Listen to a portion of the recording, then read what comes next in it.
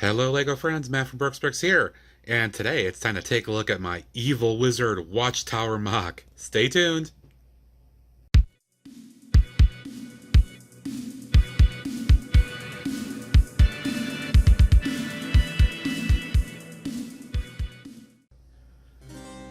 Welcome back friends, and in this video we're going to take a look at my final finished product of the Evil Wizard Watchtower. This is my first real foray into building a true castle, medieval style kind of build. And as folks may know, I've always been a city builder, town, whatever, when I was back in the LEGO years and years ago in the 80s and 90s. So this is definitely different for me, and I was a little nervous kind of going into it about just how this might come out. But with it over and built and completed, I honestly must say, as I show this to you over the course of this video, I'm really happy. So let's go ahead and dive right in and take a look. And first I'm going to pull out and start with a look at the entire build, which is on a Mills plate, 16 by 32. So you can see there's the Mills portion. So here's the Evil Wizard, holding a book of potions and his evil fiery staff. So this is on a Mills plate. I did do a bunch of kind of like ground greebling and all that good stuff. I wanted to make this feel kind of realistic for what it is. So we've got a fire pit of lava and molten rock underneath the bridge here going up to the door, which I'm actually kind of happy with how this bridge looks. I had to give a big shout out to my good buddy James, aka Brick Sergeant, for the idea of initially first, before I did all this, putting some greebling and stonework on the bridge, because otherwise it looked kind of boring. But this just ties in so well with the pathway here, or the ground here, so I'm very happy with that. Thanks, James. Continuing to look around here, we've got a base where we've got a little bit of plant and floral life around a bunch of stone cliffs. This is supposed to be a little bit of lava coming, or fire and lava coming out of the pit underneath this area here. I built this early on, so it was really difficult to pry out that other piece without taking the entire thing apart. So this is kind of just make-believe for what it is. Kind of amusing to have some plant life above lava and all that stuff, but it is what it is. Around the back, you can see we've got more of that. And then a little bit more plant life and stonework all around here. And then there's another look from that perspective. The lava river kind of flowing through. Not sure yet exactly how it's going to look against other things on this side here. I will tell you that in my current visioning of the setup, this will be against the wall. So this other side that you see here won't really matter, because I won't have anything on this side. So this will be kind of in the corner. Alright, so let's go ahead and move our way up the tower. Alright, one of my favorite things is the use of this big skull piece that I had in bulk. I don't know what this is from. You could probably look it up at Bricklink or something like that if you want to leave a comment and thought below about where that came from, feel free. But I had nowhere else to use this. I thought this is perfect, and it really does convey the fact that this guy is an evil wizard. You're coming to the steps of doom. So, moving up the tower, we've got another level right here, where inside here, we've got some shelves with all kinds of stuff. I'm going to take each of these levels off and show you more as we get going. And then this is kind of his main layer, where he's got all his potions, his workbenches, all that good stuff, with a lantern hanging down there. He's got a little area to come out and survey the area around him.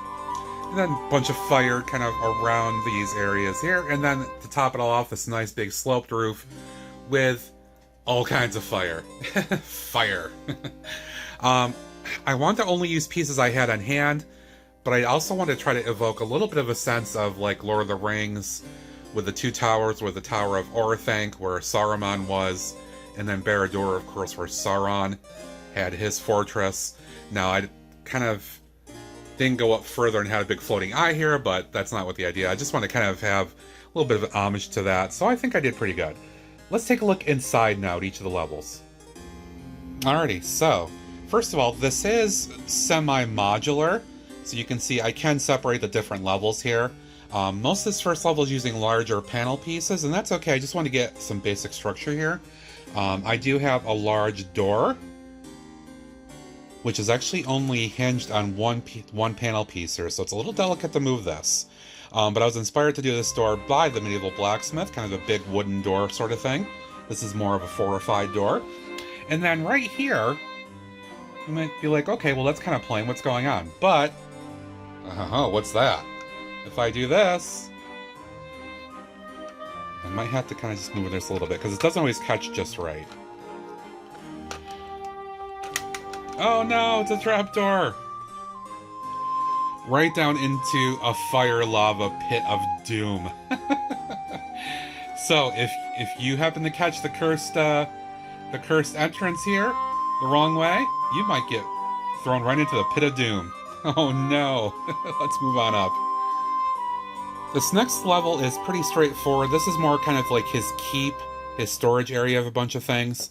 So right here, they have a shelf with just a bunch of various details of some kind, like potion storage and things like that. Just randomized things. I just wanted to look like it was kind of busy, like he's keeping a bunch of things there. A couple of gold ingot pieces, a bunch of potions, little, like packages of things like that on that shelf. And then over here, just a few little things that, he's been working with. And I thought it was really funny to also include, like a hammer here as well, just for the sake of decoration. Not really meant to mean anything other than he just happens to have one, just because.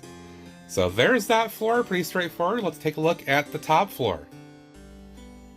Alright, looking at the top floor here, this is his main workspace, of course. So he's got a couple different workbenches. We got things, got some candles here on both sides, as you can see. He's got all his important potions and alchemy stuff he uses for that. He's got a couple of wands here. Some various parchment, spells and all that good stuff, things he's written down and sealed up. I didn't have a lot of room here, as you can see. It was basically a 6x8 kind of space. So I just want to give the impression of some detailing of some things that were going on here. And this is one more of my little homages to the Lord of the Rings franchise.